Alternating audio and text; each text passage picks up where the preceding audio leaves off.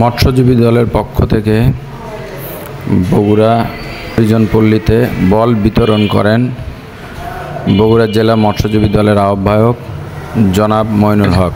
আউযু বিল্লাহি মিনাশ শাইতানির রাজিম। বিসমিল্লাহির রহমানির রহিম। বাংলাদেশ স্বাধীনতার পর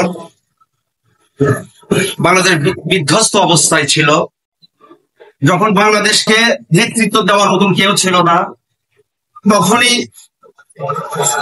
একমাত্র শহীদ প্রেসিডেন্ট জিয়াউর রহমান বাংলাদেশের নেতৃত্বে চলে আসে এবং ভঙ্গুর বাংলাদেশে উনি জানতে পেরেছিলেন যে খেলাধুলার বিশাল একটা মূল্য আছে এবং এই খেলাধুলার মাধ্যমে বাংলাদেশ বহির্বিশ্বে প্রেজেন্টেশন করবে।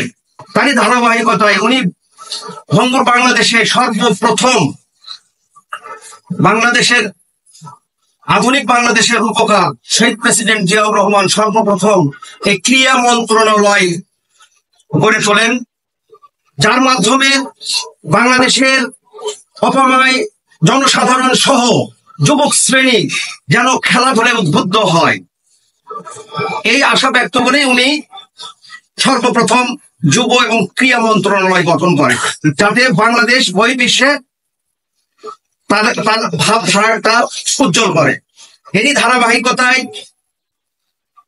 52 বছর পর আবার এই যুব সমাজকে উদ্বুদ্ধ করার জন্য আমাদের ভারপ্রাপ্ত চেয়ারম্যান তারেক রহমান বিভিন্ন প্রকার খেলাধুলার উপকরণ দিয়ে যুব সমাজকে উদ্বুদ্ধ করছেন এবং তারই ধারাবাহিকতায় আমরা 3 নম্বর ওয়ার্ড মৎস্যজীবী দল পক্ষ থেকে আমাদের এলাকা যুব সমাজকে খেলাধুলায় উদ্বুদ্ধ করার জন্য আমরা বিভিন্ন প্রকার ক্রীড়া সামগ্রী দিয়ে থাকি।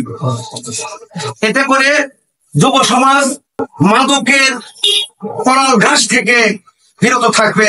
এটাই হোক শহীদ প্রেসিডেন্ট জিয়াউর